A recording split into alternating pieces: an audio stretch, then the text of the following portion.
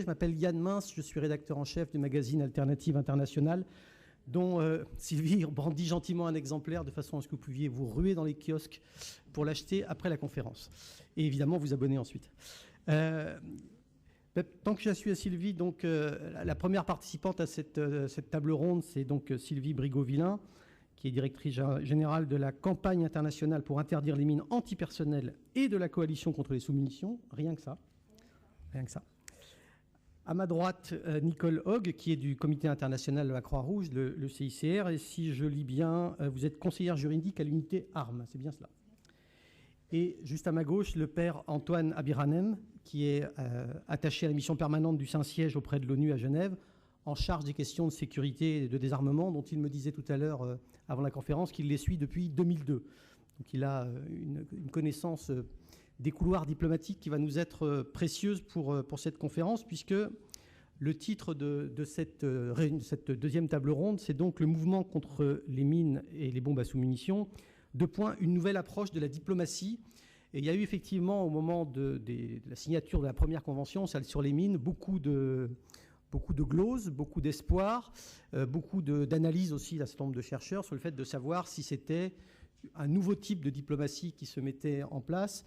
Je ne sais plus qui, dans la première table ronde de ce matin, disait qu'on avait vu surgir les ONG dans des enceintes qui jusque-là étaient réservées effectivement, je crois que c'est Patrice Bouvray peut-être qui parlait de ça, aux diplomates et aux spécialistes des questions de défense, qu'ils soient militaires et civils. Et effectivement, on a vu les ONG non seulement arriver dans ces enceintes, mais arriver à établir des formes de coopération, parfois avec des tensions, parfois avec des incompréhensions, mais tout de même avec évidemment les organisations internationales, et ça je pense que Nicole Hogg pourra nous en dire un mot, mais aussi avec les États, ou en tout cas avec certains États, des États dont on pouvait penser qu'ils étaient de bonne volonté, qu'ils avaient des prédispositions, plus naturellement, parce qu'ils avaient une diplomatie, je mets entre guillemets, morale, ou en tout cas ils essayaient de la défendre, et puis d'autres États, et je pense à la France, dont on pensait qu'ils avaient des positions plus conservatrices, mais qui en tout cas à l'époque de la Convention sur les mines, ont été relativement moteurs dans la mise en œuvre de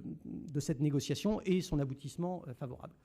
Donc la question qu'on va se poser aujourd'hui et sur lesquelles je vais m'efforcer d'interroger les trois panélistes et puis surtout de vous demander d'apporter vos témoignages et vos questions. Je soupçonne que dans la salle, il y a peut-être des gens qui ont été impliqués dans les négociations d'une façon ou d'une autre de l'une ou l'autre convention. Je pense qu'il est intéressant qu'on puisse, notamment s'il y a des représentants de l'État dans la salle, du gouvernement français ou d'autres gouvernements, qu'ils puissent dire quel a été leur point de vue sur cette collaboration, sur ces relations avec les ONG. L'idée étant évidemment pas seulement de faire un bilan historique de ce qui s'est passé pour Ottawa et pour Oslo, mais aussi éventuellement d'en tirer des enseignements sur ce qui est ou ce qui n'est pas reproductible pour d'autres sujets. On l'a un peu évoqué, je crois, dans la table ronde de ce matin à laquelle je n'ai pas pu totalement assister.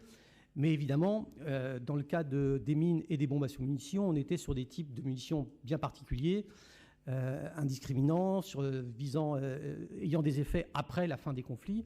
On s'attaque aujourd'hui, comme l'ont dit les différentes ONG impliquées qui ont parlé ce matin, à des sujets un peu différents, et notamment, évidemment, particulièrement, spécifiquement sur la question du nucléaire militaire. Donc je pense que c'est intéressant, pour commencer peut-être cette table ronde, d'essayer de tirer un peu les enseignements de pourquoi, si je puis dire, la mayonnaise a pris, et elle a pris deux fois. Elle a pris sur les mines et elle a repris sur les sous-munitions. Qu'est-ce qui fait que des États, des ONG et des organisations internationales ont réussi à coaliser leurs efforts pour aboutir, dans des délais très courts en plus, à des textes très importants? On pourra ensuite parler de la mise en œuvre, mais parlons au moins pour l'instant de la signature des textes. Donc je vais demander à mes trois panélistes de me donner leur idée, leur expérience, leur analyse sur pourquoi cette mayonnaise a pris et deux fois de suite. Qui veut commencer? Sylvie, peut-être. Je veux bien commencer avec quelques éléments sur pourquoi la mayonnaise a pris. Moi, personnellement, je ne sais pas faire la mayonnaise, donc je ne vais pas... en tout cas, sur la campagne contre les mines, voilà, on a fait autre chose. Quelques éléments là-dessus. Je pense que pourquoi la mayonnaise a pris, je pense qu'on s'est tous retrouvés à un moment portés par les mêmes objectifs humanitaires.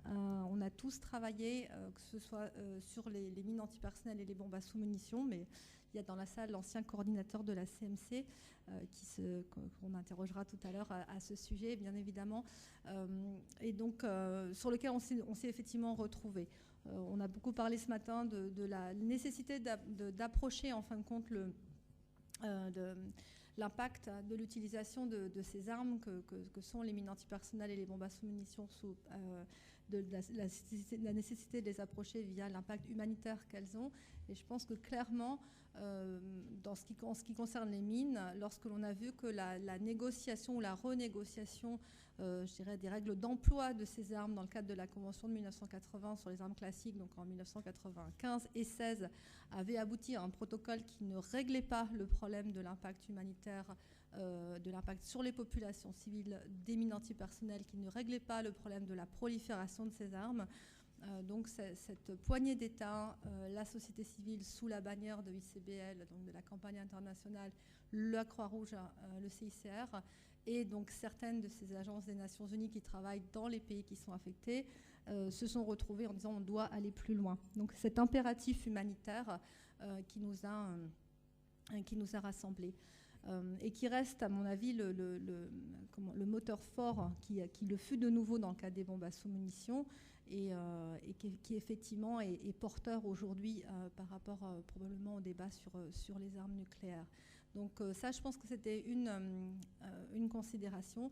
Le deuxième élément pour moi, un des deuxièmes éléments, c'est l'idée aussi de la vision progressiste de certains États et aussi de certaines ONG, clairement, que l'on pouvait travailler ensemble dans nos rôles respectifs.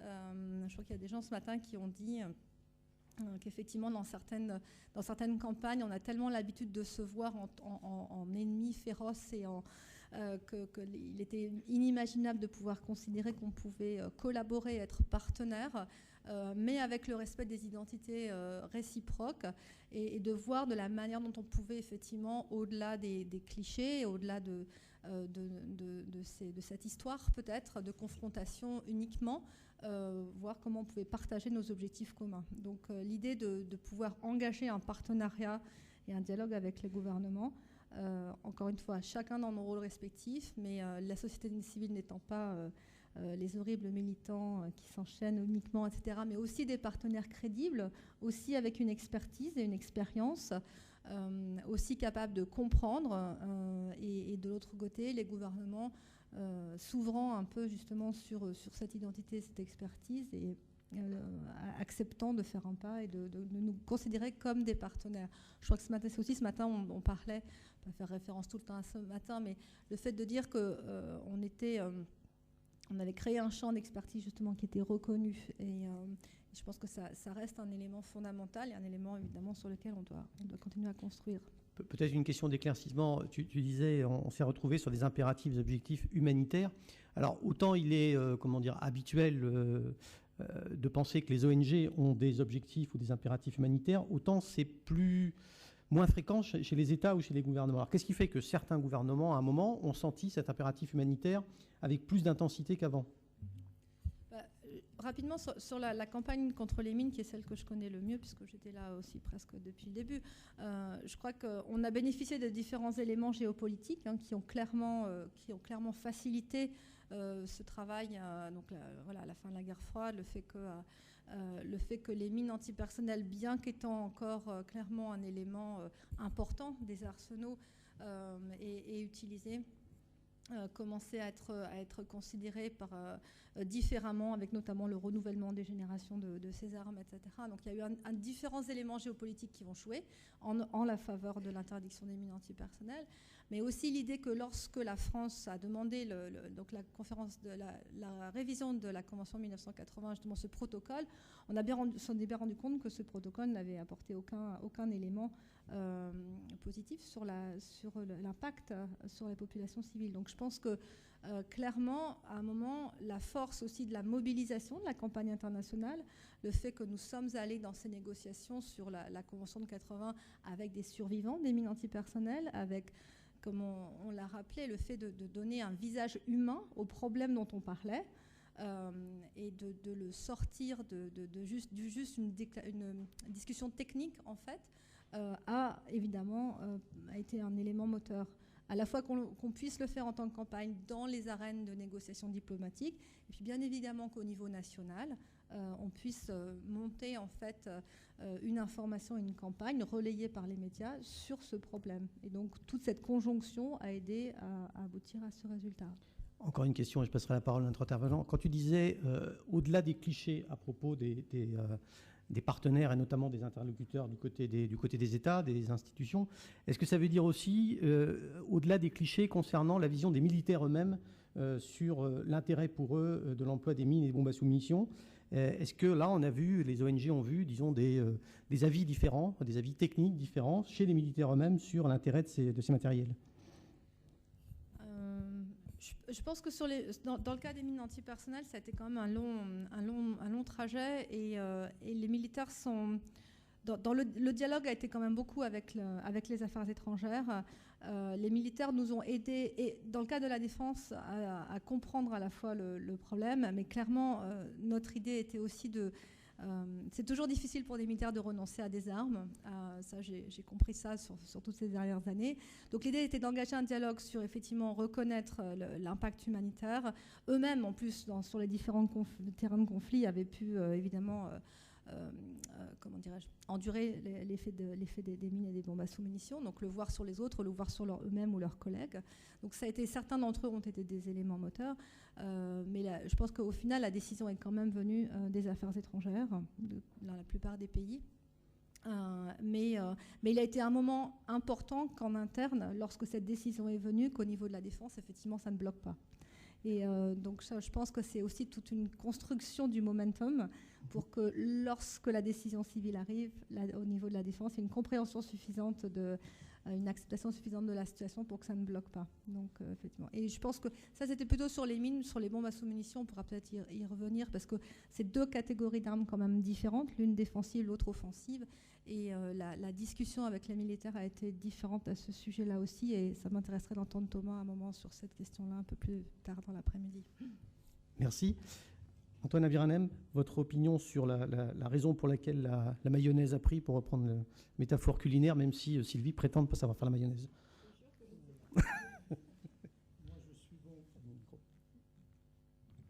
Moi, je suis bon cuisinier, donc je sais faire la mayonnaise.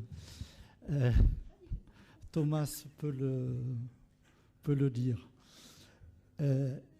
Moi, je voudrais juste mentionner rapidement 5 éléments pour dire pourquoi ça a marché. Et je me baserai d'une façon un peu spéciale sur les armes à sous-munitions, beaucoup plus que sur les mines. Tout d'abord, la meilleure des campagnes ne peut pas marcher s'il n'y a pas un problème réel.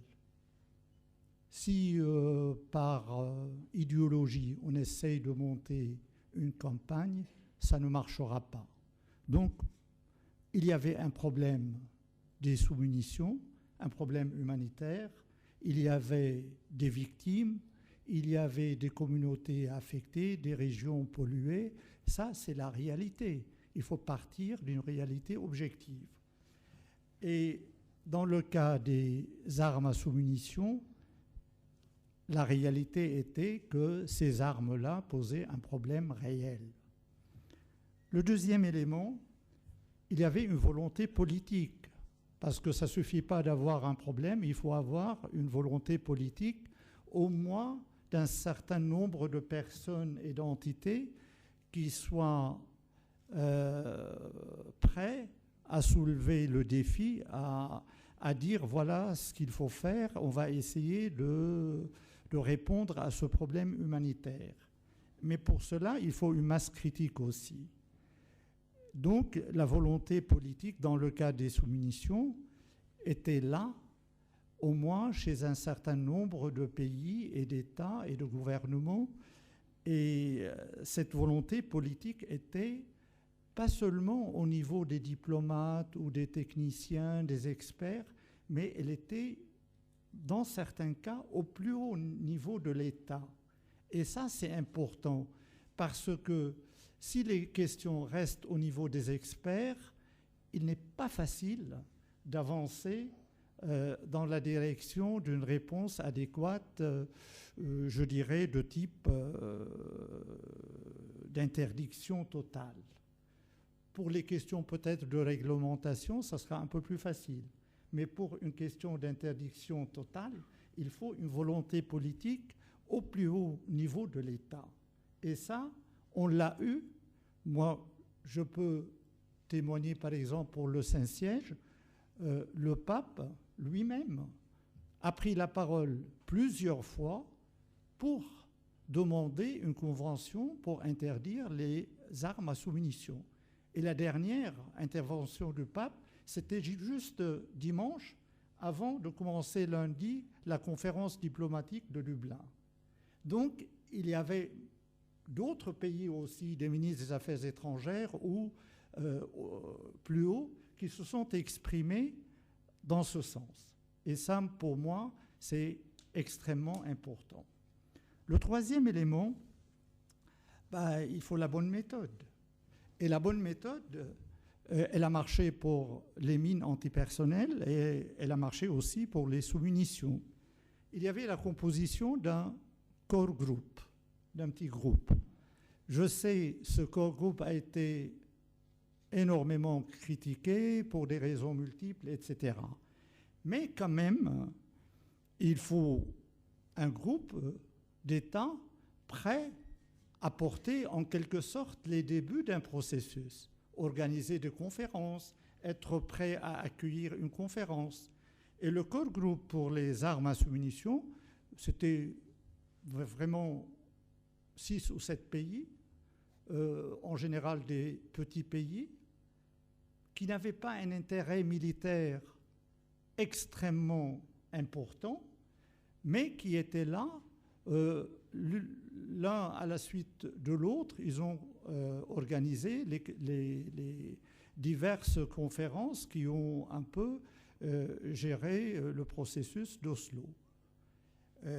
Peut-être, je ne sais pas, vous connaissez ces pays, il y avait l'Irlande, la Norvège, l'Autriche, la Nouvelle-Zélande, le Mexique, le Pérou après un certain temps et le Saint-Siège. On était 7. Et il y avait la conférence d'Oslo, la conférence de Lima, la conférence de Wellington, et ainsi de suite. Donc, ce petit groupe-là a porté en quelque sorte l'organisation avant de pouvoir arriver à la conférence diplomatique où la négociation s'est faite d'une façon vraiment au sens propre du terme. Et le deuxième élément de la bonne méthode, c'était la coopération que Sylvie vient de mentionner entre États, ONG et organisations internationales. Et chacun dans son rôle. Mais peut-être pour dire que quelquefois on a parlé du core group ou de la coalition entre ces trois acteurs comme si c'était des comploteurs qui faisaient dans le noir et ils essayaient de gérer les choses d'une façon un peu pas trop transparente, parce que la critique principale, on disait que le core group n'était pas transparent. Mais je peux vous dire que tous les acteurs du core group ou de la coalition n'avaient pas les mêmes intérêts ni les mêmes positions. On avait le même objectif, c'est de répondre à la question humanitaire des sous-munitions par un instrument juridiquement contraignant pour résoudre ce problème. Mais après, dans les détails, on avait quelquefois des dissensions, il y avait des éléments qui ne collaient pas, ou même pour la tactique ou la stratégie ou le reste. Donc il ne fallait pas voir dans ce groupe de pays et d'organisations non gouvernementales ou internationales comme quelque chose qui complotait, qui tous étaient d'accord sur tout et tout le temps. Et comme disait Sylvie aussi, chacun était dans son rôle. Les ONG, elles ont joué leur rôle, les États pareil, et les organisations internationales de leur côté. Et ça, c'est un élément qui a fait que la méthode a aidé à atteindre l'objectif escompté.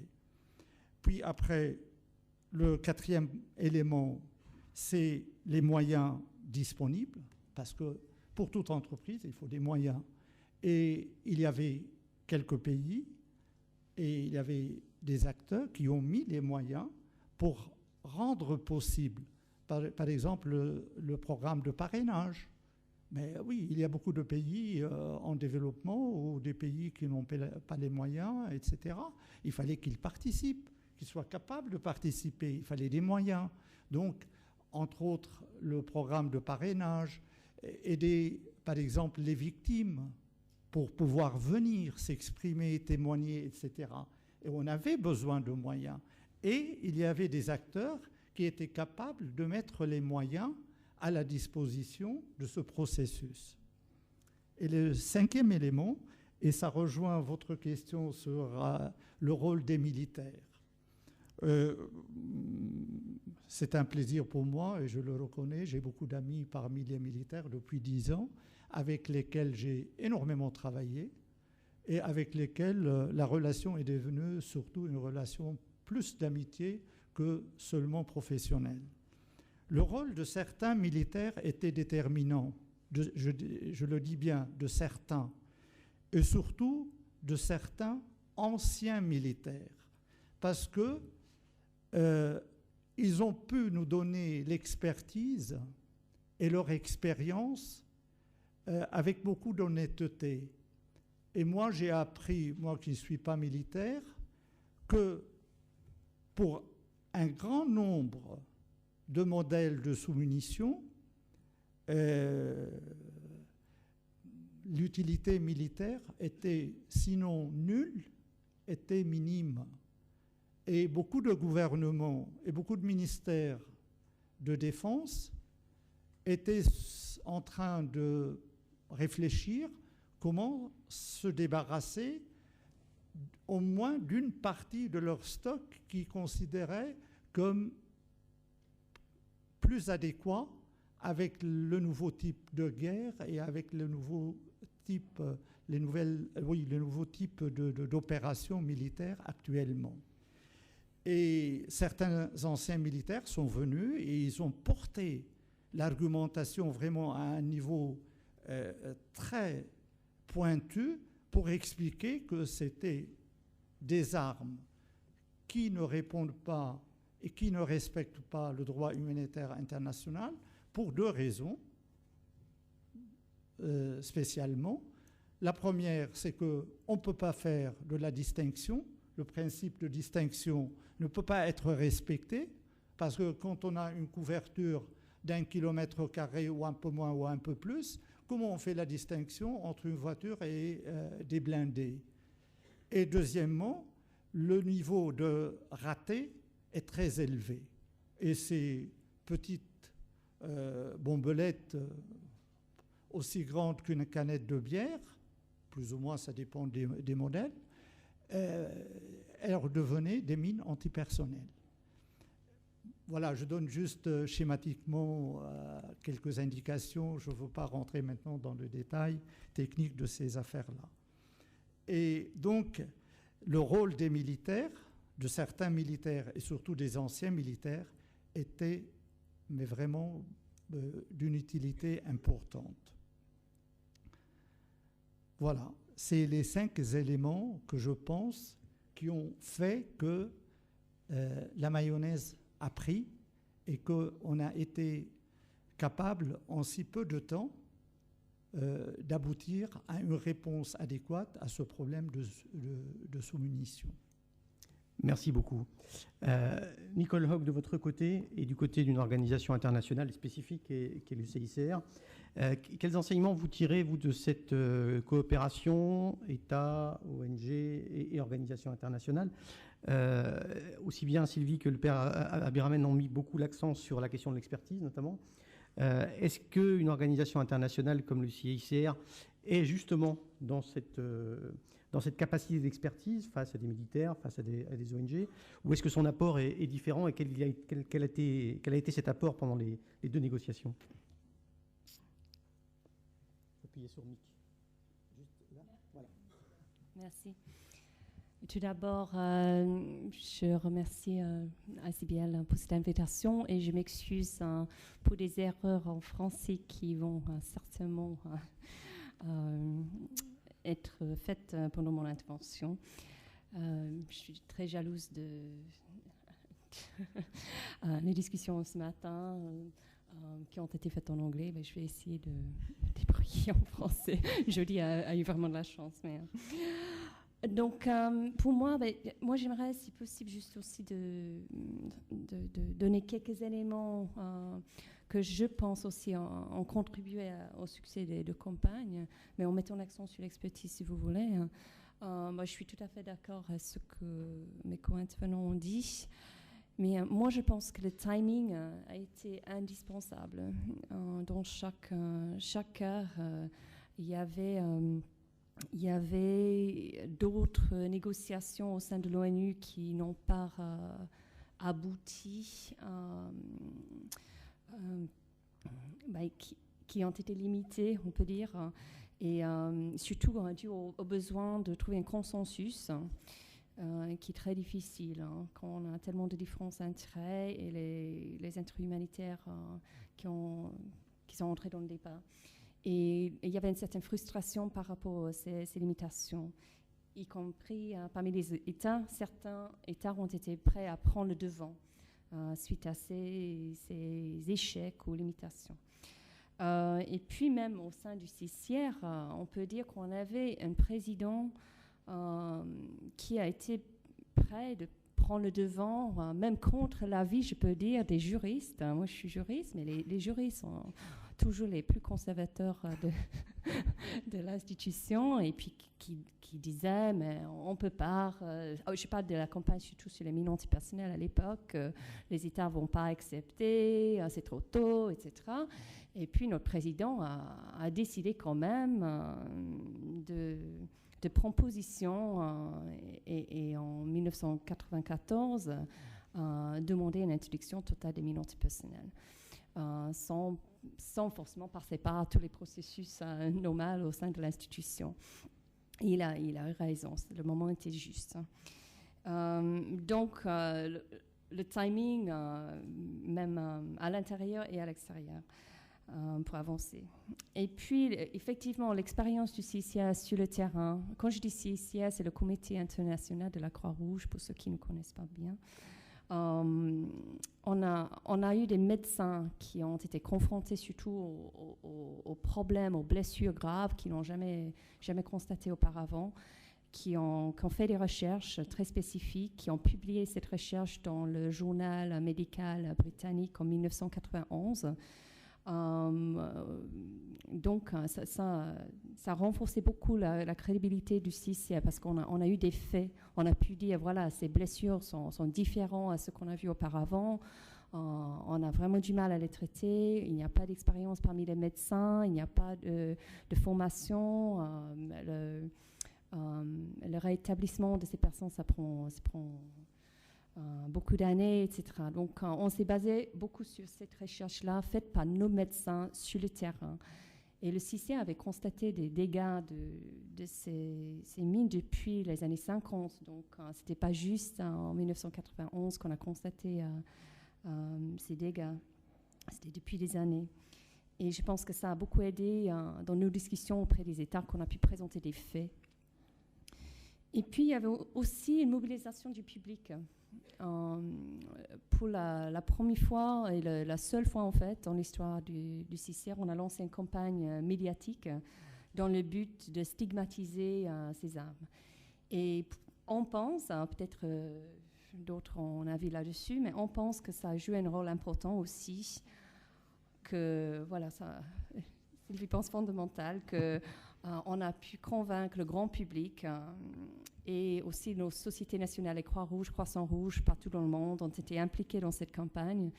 Et c'était très, très important de présenter la vie des victimes, ce que ça veut dire pour eux. Et même les médias, ils ont donné l'espace gratuitement, qui valait des centaines de milliers de dollars. Et donc, eux, ils ont joué un rôle très, très important aussi. Et puis finalement, un sujet qui a été déjà soulevé par le Père Antoine, c'est le travail des militaires. Le CICR a mené une étude sur l'utilité militaire des mines antipersonnelles. On a eu des processus similaires par rapport aux armes à sous-munitions. Pour réunir les experts, pour examiner la question de l'utilité de ces armes par rapport aux conséquences humanitaires. Et ces documents, par rapport aux mines, s'appellent Friend or Foe, qui a été écrit par les militaires très expérimentés, a conclu que les effets humanitaires ont été plus importants que l'utilité militaire de ces armes. Et ce document a convaincu certains États, certains ministères de la Défense qu'il fallait travailler dans le but de l'interdire ces armes.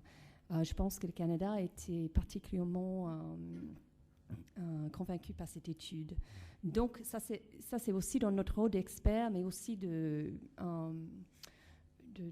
travailler avec d'autres experts pour qu'eux ils tirent leurs propres conclusions. Donc, pour nous, je pense qu'il y a ces 4 éléments qui ne sont pas très différents de ce qui était déjà soulevé, qui étaient très importants.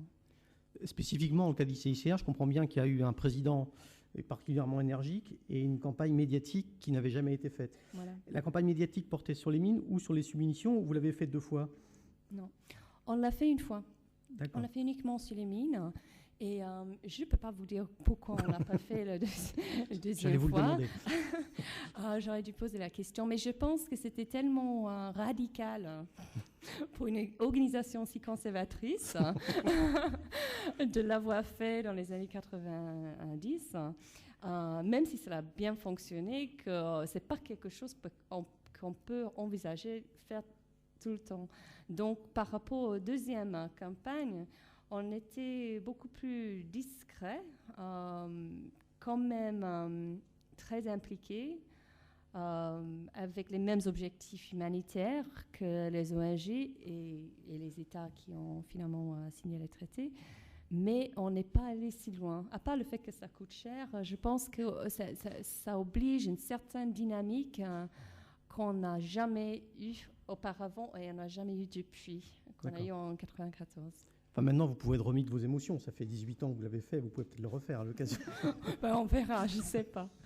En tout cas, il y a un sujet sur lequel, pour être lecteur irrégulier des revues du CICR, je sais que le CICR publie régulièrement, c'est la question des bombardements sur les zones habitées par des civils. Et ça, effectivement, il y a de l'expertise, en tout cas du côté des juristes du CICR. Je ne sais pas s'il y en a du côté de militaires proches du CICR ou qui écrivent pour le CICR. Mais là, il y a effectivement des publications régulières sur votre travail. Je voudrais revenir sur la question de la collaboration peut-être ONG-État. Le père Antoine Abdirahnen tout à l'heure disait qu'il y avait des questions de financement. Et effectivement, organiser des réunions, faire venir des victimes pour qu'elles puissent témoigner, tout ça, ça coûte de l'argent. Je vais me faire réprimander par mon collègue de ce matin, je vais employer une expression militaire, mais c'est l'argent, c'est le nerf de la guerre en l'occurrence, ou de l'anti-guerre. Est-ce qu'effectivement, il est possible pour des ONG d'être dépendantes financièrement d'État pour organiser des campagnes qui sont sur des sujets extrêmement sensibles et qui portent aux capacités régaliennes de l'État, à la défense, etc. Donc en gros, est-ce qu'on peut être une ONG avec vraiment un N, y compris financièrement, quand on doit travailler sur ces sujets-là? Évidemment, je me tourne vers Sylvie. Écoutez, oui, je peux apporter quelques éléments là-dessus. La campagne internationale pour interdire les mines et aujourd'hui aussi la coalition contre les armes à sous-munitions est financée à 98% par des États, et ce depuis le début. Alors je pense que la clé, évidemment, c'est d'avoir des États partenaires et c'est et avec like-minded, comme on dit en anglais, des États avec lesquels on partage les mêmes valeurs et avec lesquels on peut vraiment travailler en confiance et en toute intégrité sur le contenu des contrats avec lesquels des contrats que l'on passe avec ces États.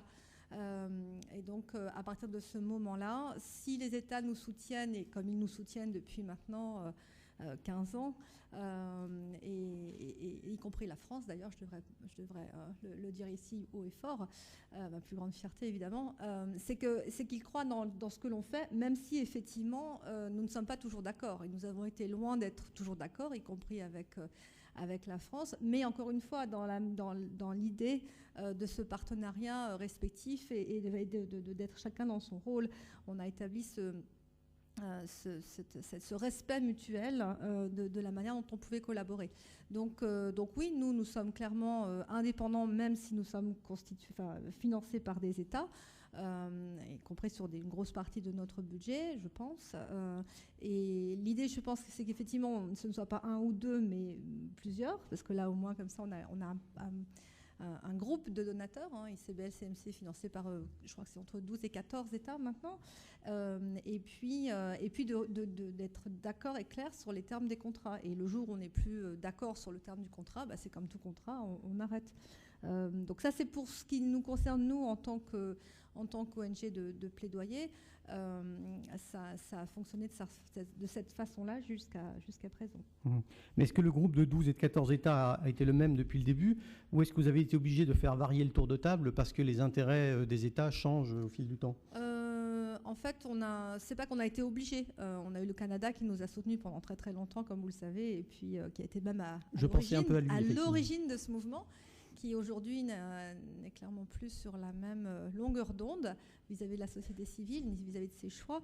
Donc le Canada a stoppé son soutien à ICBL-CMC. Donc le Canada a stoppé son soutien au mouvement qu'il a lui-même créé. Donc la clé là aussi, de manière à ne pas être dépendant, c'est évidemment de multiplier les donateurs et d'adapter son niveau d'activité en fonction des ressources que vous êtes capable de trouver, bien sûr. Je me retourne vers le père Abiranem. Justement, vous soulignez l'importance de ces core groups, donc de ces États de bonne volonté qui lancent l'initiative. Est-ce que vous avez l'impression que depuis l'expérience des mines et l'expérience des bombes à sous-munitions, il y a un groupe d'États qui est à peu près constant? Sylvie disait à l'instant que le Canada avait tourné kazakh, si je puis dire. Est-ce que globalement, il y a quand même une masse critique, pour reprendre votre expression, d'États qui sont intéressés par ces sujets, pas seulement donc les mines et les sous-munitions, mais aussi d'autres types d'armements, suffisamment intéressés pour continuer à mettre l'accent là-dessus et à lancer des conférences, à inviter des victimes et à lancer de l'expertise? En fait, il n'y a jamais le même groupe, parce que les États, par rapport aux différents sujets sur la table, ne sont pas les mêmes États qui ont les mêmes vues sur un processus ou sur un autre.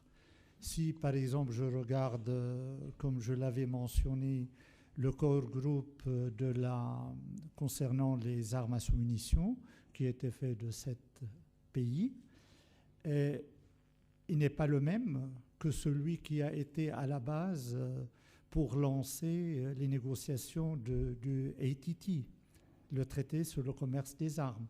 Quand là, c'était les Anglais qui avaient pris un peu le leadership pour mettre sur la table de l'Assemblée générale des Nations unies une résolution pour lancer la phase préparatoire et ultérieurement la négociation.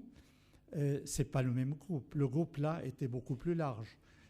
D'ailleurs, personnellement, j'ai fait partie de ce groupe pour le Saint-Siège, mais on était de loin beaucoup plus nombreux et on s'est réunis.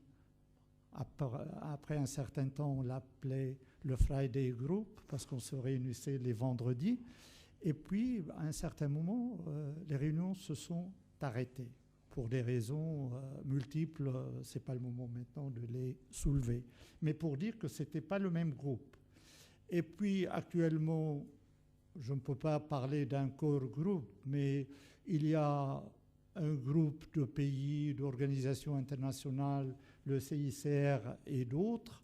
On est en train de se réunir pour préparer la conférence d'Oslo, mais ce n'est pas les mêmes pays non plus. Donc, il n'y a pas un groupe de pays qui disent, voilà, nous, on a un programme de désarmement ou de maîtrise des armes et chaque 3 ans ou chaque 5 ans, on va faire ceci ou cela. C'est une question, je dirais, d'opportunité, mais en même temps de conviction. Donc, et ça dépend aussi des moyens à la disposition des États qui participent, ou des ONG ou des organisations internationales. Il faut aussi, comme je l'ai dit au début, il faut aussi qu'il y ait un élément objectif. C'est-à-dire, il faut délimiter, définir le problème et que le problème soit vraiment objectivement correct. On ne va pas monter des campagnes juste pour des raisons idéologiques. Il faut que ça réponde à un souci humanitaire et mettre toujours les victimes, les personnes au milieu de notre discussion. Il ne s'agit pas là d'une entreprise politique ou d'une entreprise, je ne sais pas, d'intérêt économique ou autre. Je ne dis pas que ces éléments ne rentrent pas dans l'équation. Et comme disait tout à l'heure Jody Williams, il y a une vision politique. On n'est pas en train seulement de parler technique et de la technologie de fabrication d'armes. On a une vision politique, une vision humanitaire au service des hommes et des femmes et surtout au service des victimes. Donc, vous voyez, les groupes changent, mais l'objectif est le même, répondre à un problème précis, humanitaire, et essayer comment faire avec chaque fois les changements requis. On ne peut pas copier un processus sur un autre à 100%. On peut prendre les éléments qui ont marché et essayer de les appliquer. Et il se peut, dans un autre processus, que ça ne marche pas. Il faut avoir le pragmatisme et la flexibilité de pouvoir dire « ça ne marche pas ». On va essayer de trouver autre chose. Et c'est ça l'intelligence des acteurs en question pour essayer de répondre aux questions et à chaque fois différemment. Parce que le temps, Nicole parlait du timing, et c'est vrai, les temps ne sont pas les mêmes. 2 ans, 3 ans dans la vie de la communauté internationale, ça fait beaucoup de changements.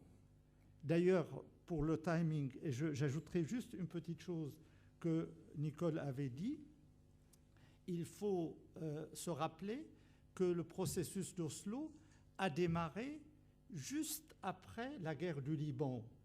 Et ça, le timing a joué. Quand on déverse 3-4 millions de bombelettes sur une petite région dont la moitié n'a pas explosé, je pense on ne pouvait plus donner des arguments pour dire non, ce n'est pas un problème. Et le timing de ce côté-là a fonctionné d'une façon remarquable. Merci. Une dernière question à Nicole, avant de vous passer la parole dans la salle. Vous avez fait tout à l'heure allusion à la question du consensus. Est-ce qu'on peut effectivement progresser avec le consensus dans ces questions de désarmement, ou est-ce qu'il faut globalement y renoncer ? C'est-à-dire, est-ce qu'il faut prendre systématiquement des voies qui ne soient pas celles habituelles des conférences des Nations Unies ? Et une deuxième question concerne les effets des armes. Vous avez tout à l'heure insisté sur le fait que, notamment, les médecins du CICR avaient eu à traiter des victimes, etc. Comment, à ce moment-là, on peut apporter, si je puis dire, sinon la preuve, au moins des indices suffisamment importants quand on est sur des armes qui ne sont pas encore utilisées ou qui n'ont pas encore été utilisées. Et je pense effectivement aux robots chers, si je puis dire, avec beaucoup de guillemets, à Human Rights Watch.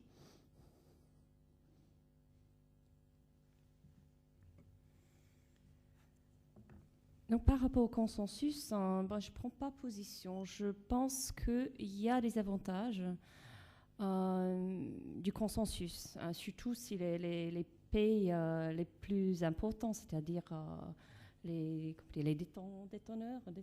détenteurs des armes, sont inclus, sont dedans. Évidemment, il y a un gros avantage. Par contre, ça limite évidemment les avancées possibles parce que ça oblige. Presque 200 États d'avoir la même position. Donc, est-ce que c'est possible? Dans certains cas, on a pu voir les résultats. Par exemple, le protocole 5 aux conventions sur les armes conventionnelles. On est très content d'avoir pu avoir un tel protocole qui limite les restes explosifs de guerre et qui oblige les États de les enregistrer les utilisations de certaines armes pour pouvoir plus facilement faire le nettoyage après, etc. Donc ça, c'était dans le processus à l'ONU de consensus. Par contre, on a vu les limitations, des limites de ces processus par rapport à d'autres armes. Et pour l'avenir, je pense que c'est aux États de décider. Si les États démontrent assez de flexibilité dans ces forats-là et de trouver des solutions dans ces négociations, tant mieux, je dirais. Le traité sur le commerce des armes, par exemple, s'ils trouvent une solution acceptable par consensus, très bien, tant mieux. Mais si à la fin du compte, ce consensus limite trop l'impact des négociations ou des efforts, ce serait dommage. Donc, moi, je pense que je relance le bal aux États. C'est dans le main, parce que ces processus parallèles qu'on a vus à Ottawa et Oslo ont été à cause, on peut dire, d'un certain échec de ces processus de consensus. Mais est-ce que ça doit se répéter? À voir. La deuxième question, par rapport à l'expertise qu'on peut avoir sur les armes qui sont sous développement. Oui, effectivement, c'est très difficile parce que le CICR, les Croix-Rouges, Croissants-Rouges, partout dans le monde, on a une bonne expérience dans le constat, le témoignage de ces effets. Et on peut parler avec crédibilité quand il y a des effets des armes déjà en utilisation. Mais est-ce qu'on n'est pas arrivé à un but de prévenir des dommages avant que ces armes sont répandues, au lieu de constater les effets et de mettre beaucoup de ressources sur le nettoyage et puis les soins médicaux, etc., pour les survivants? C'est ça le dilemme. On essaie d'étudier, par exemple, les armes chimiques incapacitantes, du genre de ce qui a été utilisé dans le théâtre à Moscou il y a quelques années. Le CICR amène un débat, parce que ça on trouve très inquiétant. Le développement de ces armes chimiques par rapport à la Convention sur l'interdiction des armes chimiques, par exemple, le rôle de ces armes dans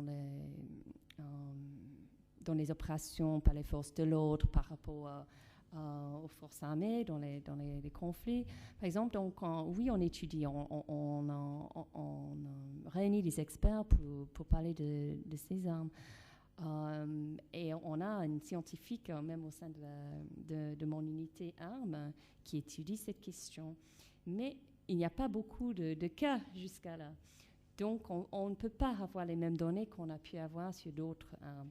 Mais un autre exemple où on a pu interdire une arme qui n'était pas encore en utilisation, qui était encore sur voie de développement, c'est les armes à laser aveuglantes. Donc, là, je pense qu'on a pu, en travaillant avec Human Rights Watch et certains États, mais on a pu rapidement interdire une arme en choquant les États, le public, qui était toujours au laboratoire. Parce qu'on a dit, mais une arme dont le but est d'aveugler les gens, pour la plupart les combattants, il faut dire. Ça ne peut pas être en accord avec le droit international humanitaire. Et voilà, c'était adopté par consensus. Donc voilà, on peut dire ça c'était un succès. Mais on ne peut pas non plus, nous, travailler sur toutes les armes possibles sous développement. Sinon, nos efforts sont éparpillés. Je pense que le CICR actuellement se concentre sur certaines armes, mais pas tous. Lesquelles, en dehors de celles que vous venez de citer? Mais cette année, par exemple, le traité sur le commerce des armes, c'est très important pour nous. Les armes nucléaires, un sujet sur lequel le CICR travaille depuis. On était présents pendant les attaques à Nagasaki et Hiroshima. Et on pense que le moment est juste aussi de mobiliser plus d'actions sur ce sujet. Les armes chimiques incapacitantes surtout. Et il y a toujours beaucoup de travail à faire sur les armes à submunition et les mines antipersonnelles. Les mines anti-véhicules n'ont pas été soulevées dans les discussions aujourd'hui, jusqu'à là. Le CICR n'a pas non plus lancé un appel, on peut dire, de travailler sur ces armes, mais, comme on a fait pour d'autres récemment. Mais on sait que le nombre de victimes d'une mine anti-véhicule est souvent plus important que les mines antipersonnelles. Donc on se pose la question pourquoi il n'y a pas eu plus de travail là-dessus. On est très impliqué dans les discussions là-dessus aussi, et il se peut qu'on aimerait avancer les discussions dans l'avenir. Merci. Une dernière question, parce que je me suis souvenu d'une interrogation que j'ai eue ce matin en écoutant le débat. C'est peut-être une question pour Sylvie. Il y a un acteur non gouvernemental dont on ne parle pas beaucoup dans ce débat, ou enfin, j'étais pas là toute la matinée, parce qu'on a beaucoup parlé du complexe militaro-industriel ce matin, et on a oublié de parler des syndicats des travailleurs de l'armement. Un des arguments habituels de ceux qui sont opposés aux exportations d'armement, c'est que c'est pas bon pour l'emploi. Donc je voudrais savoir si d'une façon ou d'une autre, dans ces questions concernant les mines, les bombes à soumission, mais aussi d'autres types d'armes, il y a un dialogue possible entre les organisations humanitaires ou défense des droits de l'homme d'un côté et les syndicats des industries d'armement de l'autre. Oui, bien sûr. Ce que je pourrais dire, c'est quelques souvenirs de la campagne ici en France pour l'interdiction des mines antipersonnelles quand je faisais partie de l'équipe qui travaillait sur cette question. Je pense qu'il y a un dialogue, alors, ou avec les syndicats d'une manière directe ou indirecte, pour essayer de comprendre, à la fois de définir quel était l'impact réel sur l'emploi, ce dont on parlait, mais aussi de convaincre en fait, pour utiliser par exemple dans le cadre de l'emploi les différentes options possibles comment on appelle ça ? De reconversion. Merci, de reconversion, absolument. Je pense que se limiter à juste dire à l'époque, on ne pouvait pas interdire les mines antipersonnelles parce que ça allait supprimer 200 ou 300 ou 400 emplois, probablement moins, même déjà à l'époque. Ça n'était pas si on devait évidemment prendre cela en compte, je pense que ça n'était pas suffisamment un argument brut de pomme comme ça pour arrêter la campagne. Par contre, engager le dialogue pour voir dans quelle manière, alors que ce type de programme existe même au niveau européen, etc., ce type de programme devait être utilisé pour assurer une transition et assurer qu'effectivement les personnes ne perdraient pas un emploi, était important. Donc on a fait ça en partie en France. Juste un exemple aussi de ce qui s'était passé en Italie, beaucoup plus avec l'usine de Valsella à l'époque, qui était une usine productrice de mines antipersonnelles, où on trouve ces mines antipersonnelles dans de nombreux pays à travers le monde, où effectivement les ouvriers, et en fait les ouvrières elles-mêmes, s'étaient mobilisés justement contre la fabrication de ces mines, notamment une syndicaliste qui avait perdu son emploi et ensuite qui a retrouvé autre chose, mais c'était une grande démarche évidemment pour elle, mais elle avait réussi à mobiliser une partie effectivement de ses co-ouvrières ou co-collègues en fait, pour rejoindre la campagne en Italie et convaincre Valsella donc de stopper la fabrication de ces mines. Donc oui, c'est un problème, oui, on doit engager le dialogue, comme avec tous les acteurs des questions sur lesquelles nous travaillons, mais ça n'est pas non plus, je pense qu'il faut éviter de se faire attraper dans un piège, c'est ça, ou un emploi de 400 ou 500 personnes. Il y a des alternatives sur lesquelles il faut travailler. D'accord.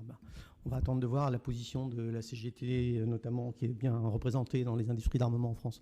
La parole est à vous, à la fois pour des questions et éventuellement pour des témoignages, si certains parmi vous ont d'une façon ou d'une autre été engagés dans les négociations de l'une ou l'autre des deux conventions dont nous avons parlé. Pour parler, levez le bras et ensuite, quand je vous aurai donné la parole, appuyez sur le petit bouton mic qui est juste devant vous. Monsieur. Oui. Moi-même, ok. Gérard Lévy, responsable de la commission paix et désarmement, Europe Écologie Les Verts. Nous sommes à 5 minutes du précipice, la fin de l'humanité. Ce n'est pas le 21 décembre qui était une erreur, c'est que des scientifiques de Los Alamos ont réfléchi sur la question quelles sont les menaces de la fin de l'humanité. C'est à 5 minutes parce que vous avez 2000 armes prêtes en alerte nucléaire, donc par déclenchement, peuvent entraîner un hiver nucléaire, un cataclysme. Donc c'est un Fukushima puissance 10. C'est une réalité, et pourtant nous sommes tétanisés, comme on l'a dit ce matin.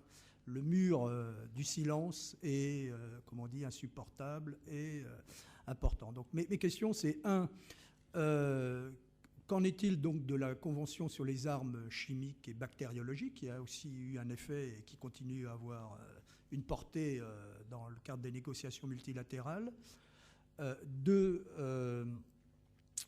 J'avais pensé mon intervention, c'est la question, excusez-moi, mais ça peut arriver à tout le monde d'avoir un trou noir, non pas galactique, tout simple de penser, c'est que, oui, une loi vient d'être votée à l'Assemblée nationale et présentée au journal officiel. Donc la valeur réelle, c'est la question des lanceurs d'alerte.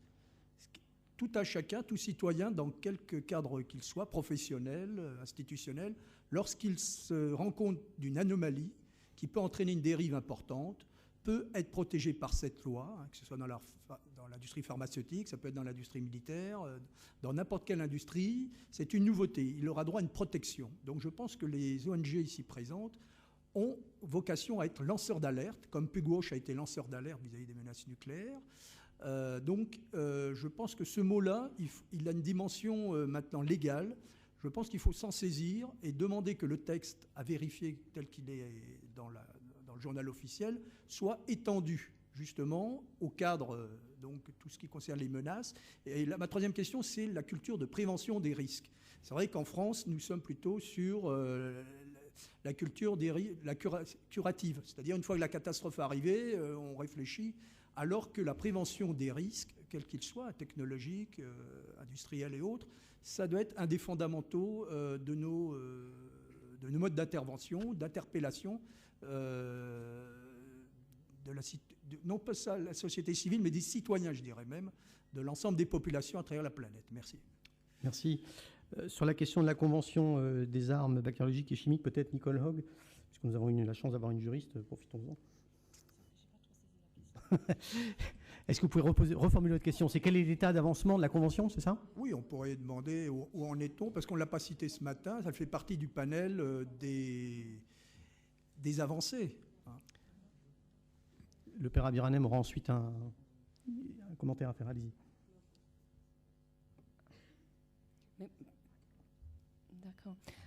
Personnellement, je ne travaille pas dessus, mais je pense que ça a eu un impact important, oui. On entend de temps en temps les allégations de l'utilisation des armes chimiques ou biologiques, mais c'est rarement, comment dire, proven. Démontré, établi.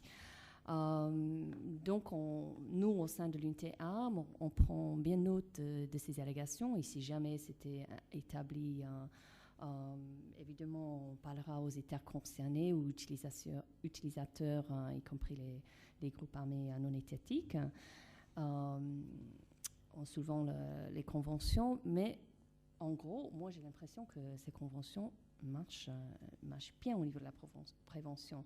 Au niveau du processus, elles sont beaucoup moins ouvertes, surtout la Convention sur les armes chimiques, que d'autres.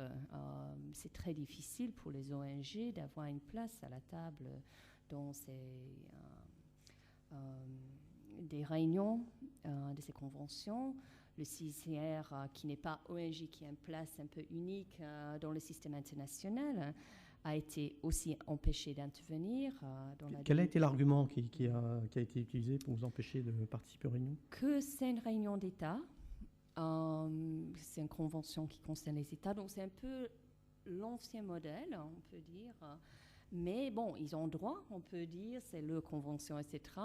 Mais si on parle des processus, quel est le meilleur modèle, etc., on a du mal, nous, le CICR, qui a une position unique, que je disais, dans le système international, même d'intervenir dans ces discussions-là, de présenter nos inquiétudes, etc. Donc, c'est beaucoup moins ouvert, je peux dire, au niveau du processus. Merci. Père Abraham. Il faut dire que pour les deux conventions, c'est plus ou moins différent.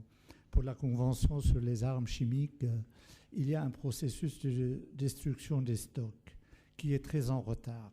Mais plus ou moins, les obligations sont respectées parce qu'il faut penser que les stocks en armes chimiques, ça mesure par tonne. C'est énorme ce qu'il y a comme stock. Et puis, il y avait un programme américano-russe qu'on appelle 10 + 10 sur 10, c'est-à-dire sur 10 ans, il fallait mettre 10 milliards plus 10 milliards. Mais parce que dans l'ex-Union soviétique, il y avait des stocks énormes. Et d'autres pays, pas seulement, mais même dans les pays occidentaux, il y a des stocks et qui sont en train d'être détruits actuellement. Il y a un peu de retard, mais la convention marche plutôt bien, je dirais. Il n'y a pas eu énormément de problèmes sur l'acceptabilité des obligations ou des gens qui ne reconnaissent pas leurs obligations. Par contre, sur la convention des armes biologiques, là, il y a un vrai problème. Ce n'est pas qu'il y a des gens qui sont en train de tricher. Parce que vous savez, il y a eu une négociation très longue sur un instrument de vérification. Et autour de 2000, cette négociation a été stoppée parce qu'un grand pays n'en voulait pas. Alors, on a arrêté, et c'est le problème du consensus. Peut-être tout à l'heure, je dirai un petit mot là-dessus. Dites-le tout de suite, parce qu'on ne sait jamais, vous risquez de non. ne pas pouvoir passer. Et depuis 2002, on a créé un nouveau processus, comme quoi sur 3 ans, on fait des réunions d'experts pour échanger. C'est bien, on parle entre nous, mais on n'avance nullement. Il n'y a aucun instrument de vérification. Il n'y a pas un instrument de mise en œuvre très clair et qui fonctionne, ce qui fait que c'est un dialogue presque de sourds. Depuis maintenant 10 ans, une partie des États membres, les pays en développement, disent transfert de technologie, parce que c'est dans l'article 10 de la Convention, et l'autre partie, les pays développés et qui sont les plus industrialisés et qui ont l'industrie pharmaceutique et les laboratoires biologiques les plus performants, disent « Oh là là, surtout pas, non-prolifération ». Et ça fait 10 ans, les uns disent transfert de technologie, les autres répondent non-prolifération. Et on est là. Mais c'est quelque chose qui peut dégénérer, parce que c'est pas aussi difficile, même si c'est difficile de fabriquer des armes biologiques, c'est moins difficile que les armes nucléaires. Et les armes chimiques, c'est encore plus facile que les armes biologiques. Donc la possibilité, le danger n'est jamais trop loin. Et il faut dire encore une chose, c'est que pour les armes biologiques, où commence une arme défensive et où finit une arme offensive. Les limites ne sont pas claires. Et parce que c'est les mêmes virus, c'est les mêmes bactéries, c'est la même chose, qu'elles soient offensives ou défensives. C'est pour cela, certains pays disent nous, on ne fait pas d'armes biologiques, mais on veut se prémunir contre une éventuelle attaque. Mais en fait, comment on sait qu'est-ce qui est défensif, qu'est-ce qui est offensif? Donc vous voyez, la problématique des armes biologiques, elle est un peu plus compliquée et complexe que les armes chimiques, où ça fonctionne un peu mieux, je dirais. Alors, ne nous faites pas languir, donnez-nous le nom du coupable, quel est le grand pays qui s'oppose sur les armes biologiques? Non, pas sur les armes biologiques, je dirais sur l'instrument de vérification. C'était en fait les États-Unis qui ont bloqué la négociation autour de l'année 2000. Mais par contre, sur les deux autres positions, presque tout le monde, c'est les Iraniens avec le Pakistan, l'Inde, Cuba et d'autres pays qui disent « nous voulons le transfert de technologie, il faut appliquer l'article 10 en sa totalité » et les pays occidentaux, en gros, qui disent « oui, c'est légitime, mais non-prolifération ». C'est un peu l'équation actuelle. Et donc, en 2 secondes, votre position sur le consensus, puisque vous avez annoncé une position sur le consensus. Oui. Je m'excuse d'avoir coupé la question de monsieur en deux. En fait, le problème du consensus, il n'est pas seulement dans ce domaine, il est dans tout le système des Nations Unies jusqu'au Conseil de sécurité. En fait, il faut essayer de conjuguer démocratie et efficacité. En peu de mots, c'est le problème. Mais qui dit consensus ne dit pas l'acceptation de chaque et de tous les membres d'une constituante ou bien d'une convention ou d'une conférence diplomatique. Consensus, ça peut être aussi une sorte de majorité qualifiée ou une majorité importante. Sinon, qu'est-ce qu'on fait? Et dans une incarnation précédente, j'ai suivi pas mal les travaux du Conseil de sécurité et de la question comment moderniser le Conseil de sécurité. Le problème, c'est que si on dit consensus, on donne un droit de veto à chaque membre d'une constituante ou d'une assemblée. Et à ce moment-là, l'efficacité est totalement absente. On ne peut plus travailler. Alors que l'objectif, l'idéal, serait le consensus, si on peut, mais si on ne peut pas, il faudrait qu'il y ait des majorités écrasantes ou des majorités qualifiées. Juste pour vous donner un exemple qui a été cité ce matin, la conférence du désarmement. Ça fait 15 ans que cette conférence n'a rien pu faire parce qu'elle ne peut pas se mettre d'accord sur son programme de travail. Pas sur le contenu d'une négociation, sur le programme de travail.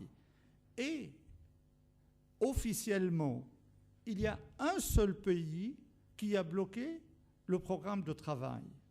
Vous imaginez, on ne peut pas retenir toute la communauté internationale d'aller de l'avant parce qu'il y a un seul pays qui n'en veut pas.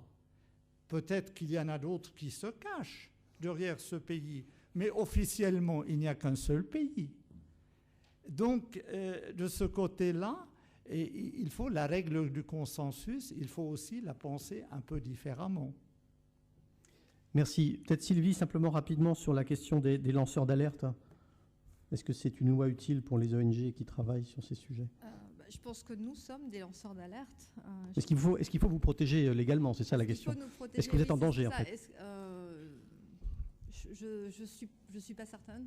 En France, en tout cas, ou dans les pays, peut-être que dans les pays où effectivement les ONG, le travail des ONG est plus menacé que dans nos pays, il faudrait cette protection légale. On en parlait hier à propos des défenseurs des droits humains notamment et des défenseurs des droits des femmes en particulier dans certains pays où on évoquait une protection légale et juridique particulière.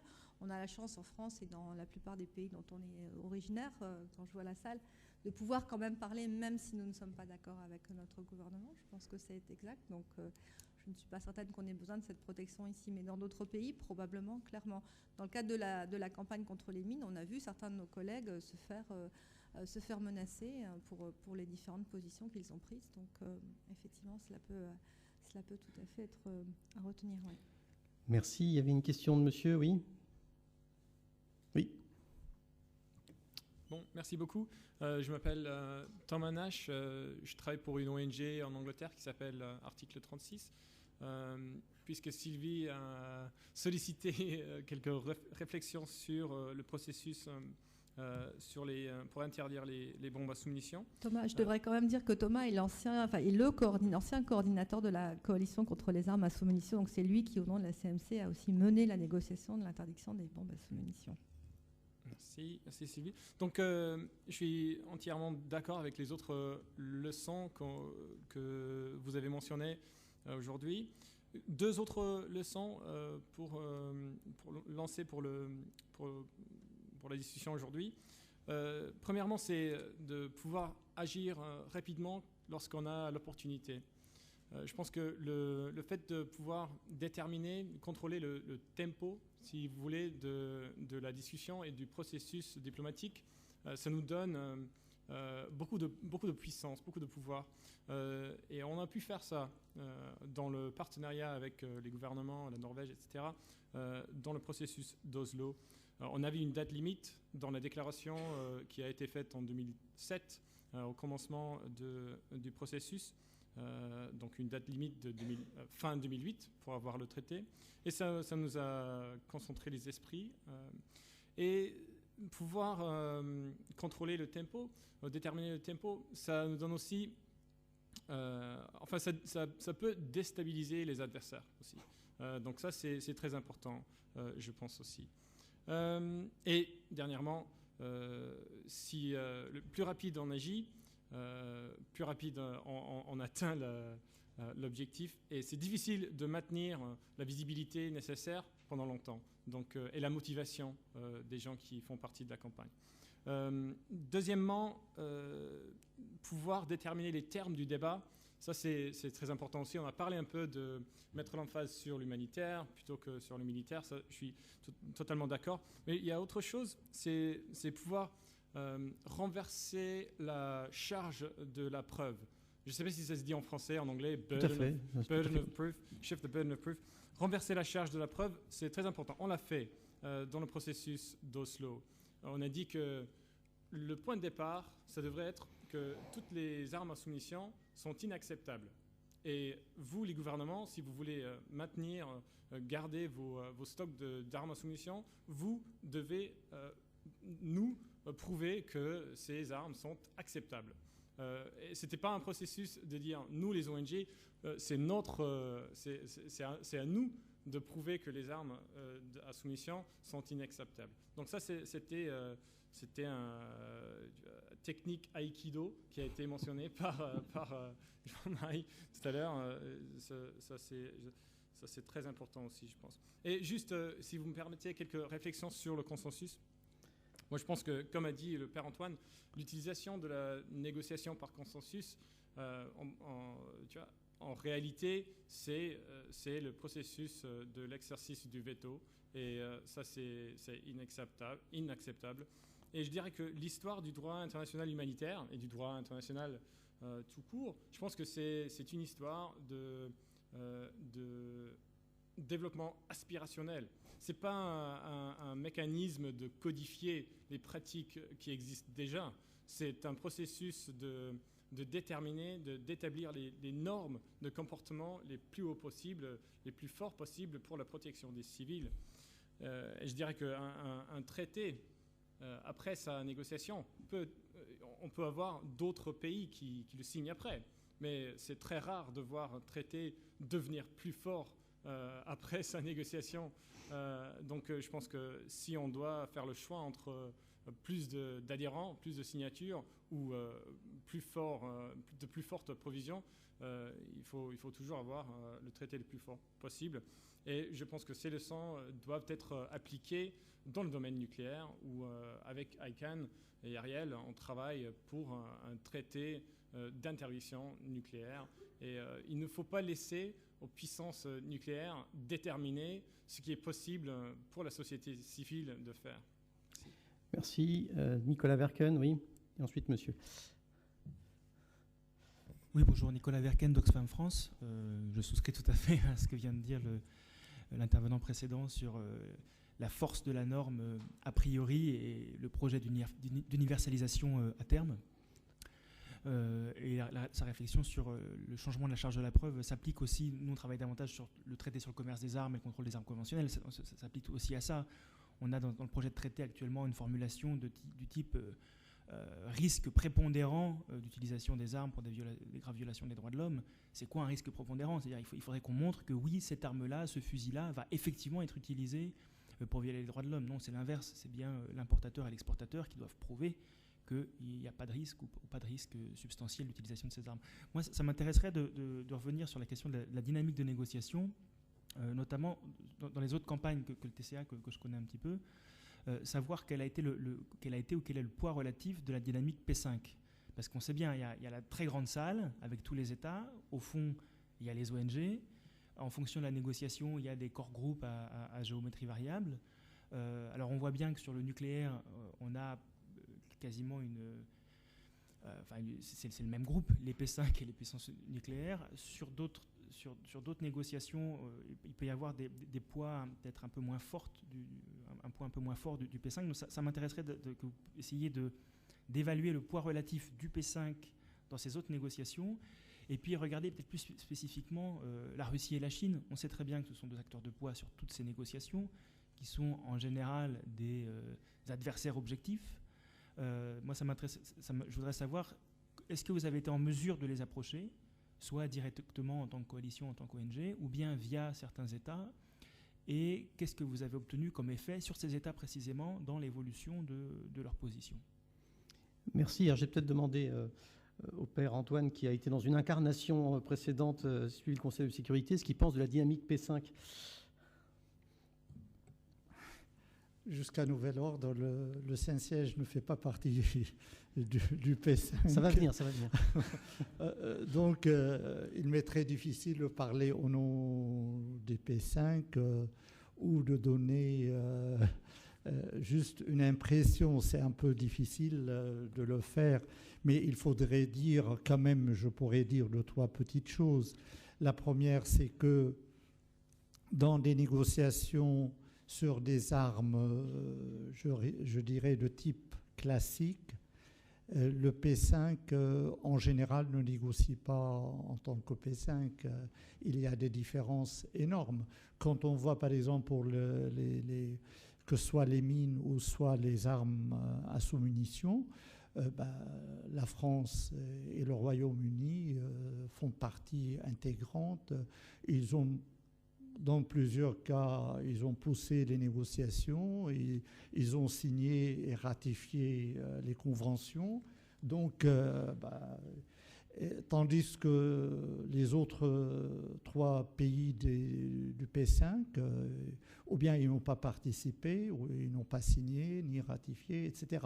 Donc, dans le domaine des armes classiques, il n'y a pas, c'est rare de trouver une position P5.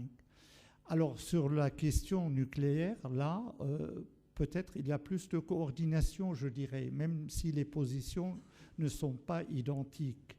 Mais il y a, ça c'est de notoriété publique, il y a des réunions, il y a des coordinations, etc. Ce n'est pas des secrets de défense.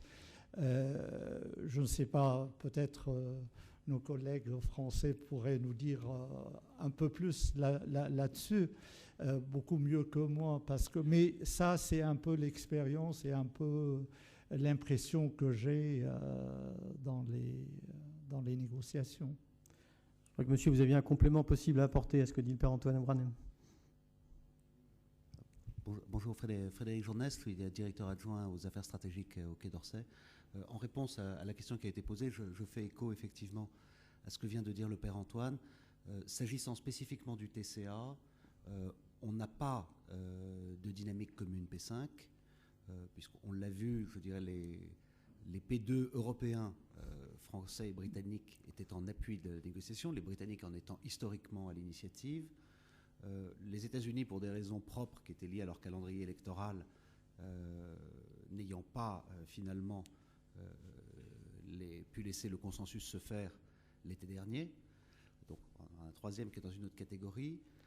La Chine étant un pays qui est difficile, mais dont on espère qu'il va rejoindre le consensus sur le traité, la principale interrogation étant la Russie, qui est celle qui serait pour l'instant la plus contente qu'il n'y ait pas d'instrument du tout. Et quand on a des discussions avec nos amis russes, elles sont difficiles. Donc effectivement, il n'y a pas de dynamique P5 sur le TCA.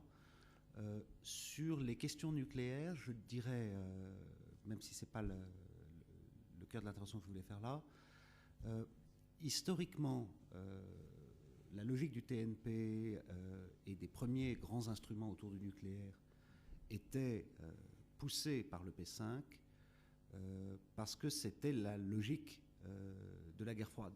Vous êtes dans un système où vous avez en réalité deux superpuissances et puis des grandes puissances agrégées qui établissent un ordre dans la mesure où elles garantissent un degré de sécurité à tous les États qui sont plus ou moins dans leur sillage. Et la logique, en particulier du TNP, ça a été ça. Aujourd'hui, ça n'existe pas dans les faits et il y a peu ou pas de leadership du P5. Le P5 n'est pas en proposition dans les cycles d'examen. Tout le travail que l'on fait actuellement et qui est assez patient est en particulier d'essayer de pousser nos partenaires à avoir une approche cohérente et si possible riche sur le mécanisme de reporting qui a été prévu par la précédente conférence d'examen et c'est assez laborieux. Mais de facto, le format n'est pas très en initiative. Merci beaucoup. Est-ce que Nicole ou Sylvie va faire un complément sur l'Inde et la Chine?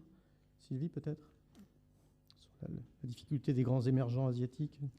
Juste peut-être pour dire que dans le cadre des mines antipersonnelles, clairement, on n'a pas travaillé sur une dynamique du P5. Au contraire, on a eu d'autres groupes en dehors du Conseil de sécurité qui se sont révélés très forts et qui ont, je crois, eu un élément décisif sur les négociations. La même chose sur les bombes à sous-munitions, que ce soit les groupes africains ou les groupes donc à l'Amérique latine. En particulier les Africains pour les mines antipersonnelles ont été très forts. Et un peu en suivant sur ce que vous venez de dire, c'est clair que sur les mines antipersonnelles, à un moment la France et la Grande-Bretagne ont été leaders et pas les autres évidemment. Sur la Russie et la Chine, pour moi, on a bien évidemment toujours un dialogue avec ces pays, plus ou moins facile. Pendant très longtemps, on n'a pas du tout participé aux conférences, au travail sur ces conventions.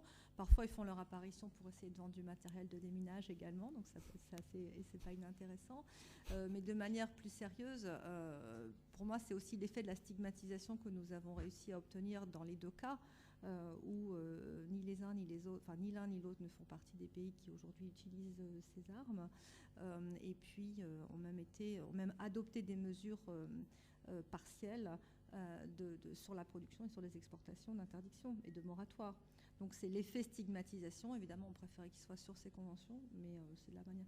Et puis clairement, pour la campagne sur les mines antipersonnelles, pour nous, ça ne reste pas une cible particulière de nos objectifs de plaidoyer. Ils sont ailleurs.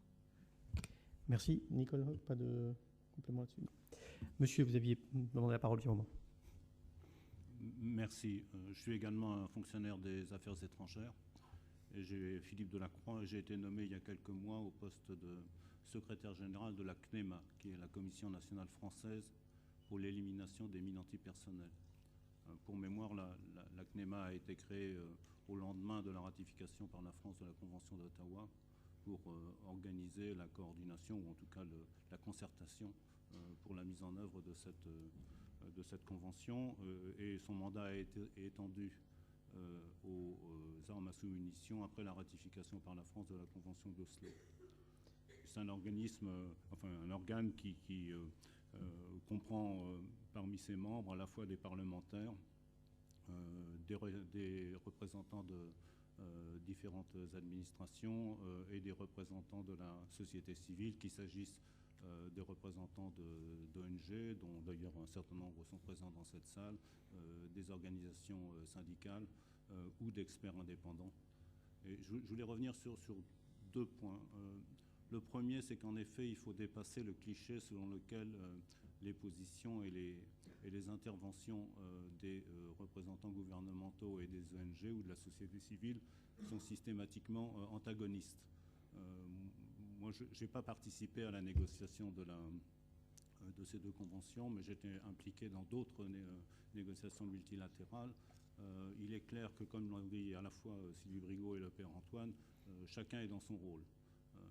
Les représentants gouvernementaux sont tenus de tenir compte de certaines contraintes des États, certaines obligations politiques et économiques, mais dans le même temps, nous savons reconnaître le rôle d'aiguillon, le rôle dans la collecte de l'information, le rôle de lobbying des ONG. J'ajoute d'ailleurs que cette interaction entre gouvernement et société civile n'est pas spécifique au domaine du désarmement.